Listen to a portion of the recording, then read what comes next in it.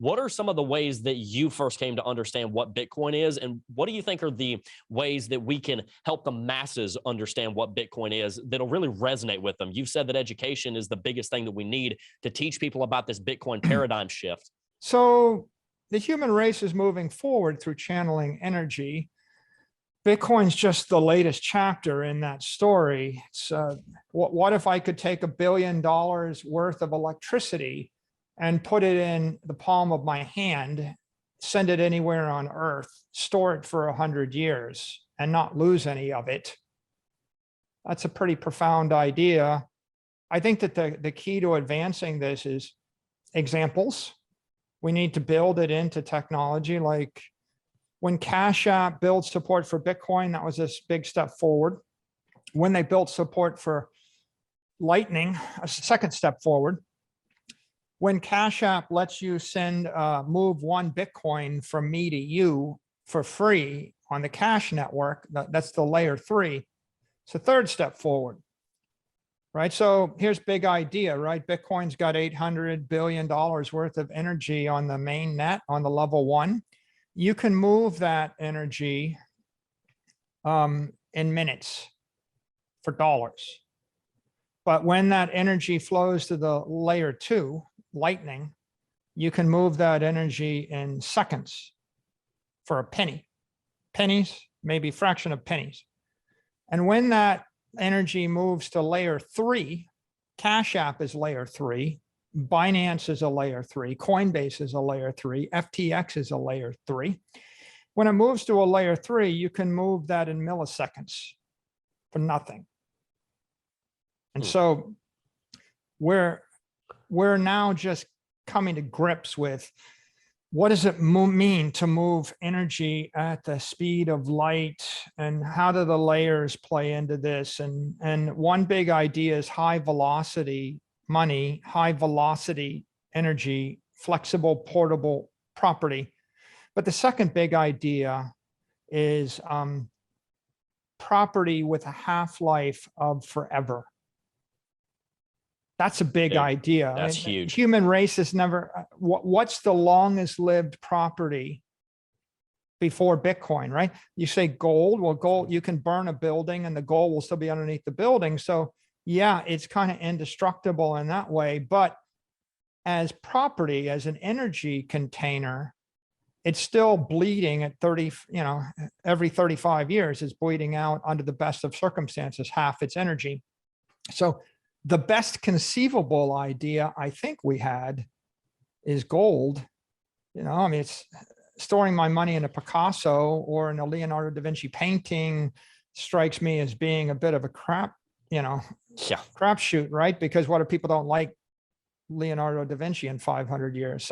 So coming up with a way to store economic energy for 100 years or 1,000 years is a challenge. And what if I told you, right, the human race, the longest we ever managed to get anything to live economically was 35 years. And now we just came up with this thing that has a theoretical life of forever. It's like that's a singularity, right? It's like, it's like the world before oil and after oil. You ever try to row a boat across the Atlantic, okay, and then compare that to a ship with a sail? That was a pretty big step change, right? From mechanical power to sail power. Now, that ship with the sail was 6 to 12 week journey, and then replace that with a ship with a diesel engine, right? And you tell me whether you like that or not, but of course, you probably would like liquid energy or chemical energy in liquid form. And now, when you flip that to a nuclear powered aircraft carrier, becomes different again. And so we're stepping through energy paradigms, and each paradigm is order of magnitude or orders of magnitude more powerful than the previous paradigm. And ultimately, the challenge is, how do you get the society to adopt a paradigm shift? I mean, the definition of a paradigm is it's so unexpected that people can't even conceive it exists. So of course they don't choose to spend the time to understand what it is. because they reject it reflexively out of hand as an impossibility, or they diminish it as, oh, it's tulips. You know, it's like it's just a bunch of tulip bulbs, or it's a speculative thing, because they're not looking for digital energy that lasts forever, that moves at the speed of light in milliseconds, right? They're not looking for it, probably because they don't even understand. A lot of times people don't understand the distinction of matter and energy as it relates to economics. They don't understand that money is energy.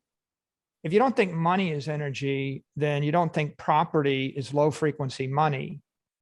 So as soon as you see money as energy, and I'd say 2/3 of the people on Twitter, or 2/3 of the people that I track, they don't really get the idea of digital energy, because just in their mind, they're just prejudiced against the idea. You know what they say? They go, oh, it's not digital energy because it doesn't generate electricity on the other end. It's like, but these are the same people that don't really think about what is the definition of digital music. Like if I give you an MP3 file, or I give you an MP4 file, is it digital music if there's no speaker? Sure it is. It's a file that has a song on it. Okay, but how does it become music? Well, I have to send it over a network to a computer to decode it, and then I have to plug it into a speaker, which is electrified, and it becomes digital music. The file is Beethoven's Fifth Symphony. Take away the internet, take away electricity, take away the speaker, take away the computers. Is the MP3 file still Beethoven's Fifth Symphony? Yeah, I mean, I suppose if you obliterate every computer on the planet, and you obliterate the internet, and you obliterate every power source, then you won't be able to hear Beethoven's Fifth Symphony. But the file still got the music encoded on it.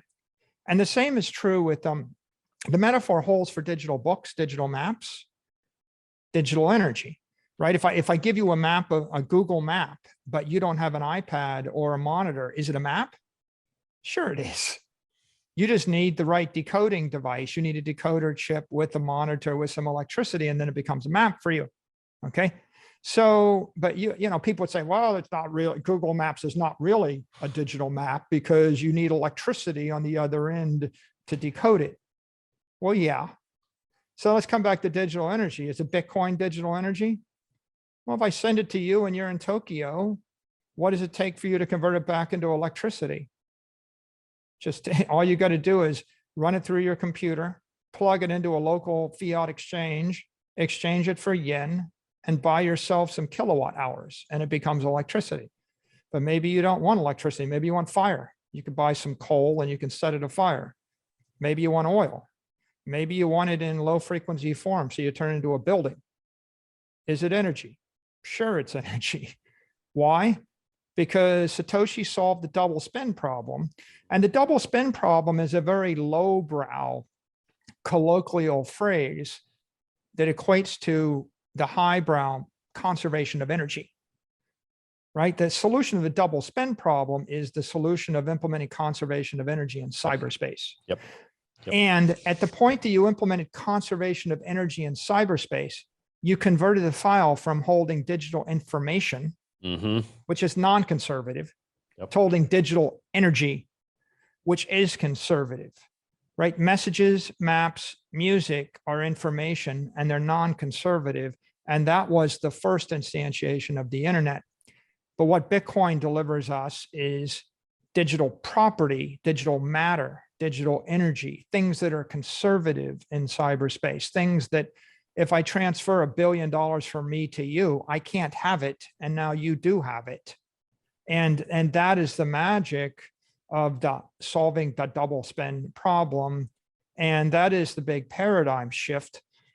You could say, well, Bitcoin represents the singularity where we introduce conservation of energy to cyberspace. And that's a pretty profound idea. Now, we haven't just figured out how to conserve energy forever. We've figured out how to transfer energy through space with negligible friction. And finally, we figured out how to introduce matter and energy. And matter is energy, right? Matter is low frequency. E equals MC squared. We figured out how to introduce matter into cyberspace. Hey, you made it to the end of the video. If you enjoyed this video, you should definitely consider subscribing because we're trying to help you become financially free in these cryptocurrency markets. And also, consider following us on Twitter @CryptoJeb for more updates on the price of Bitcoin and cryptocurrencies. Peace.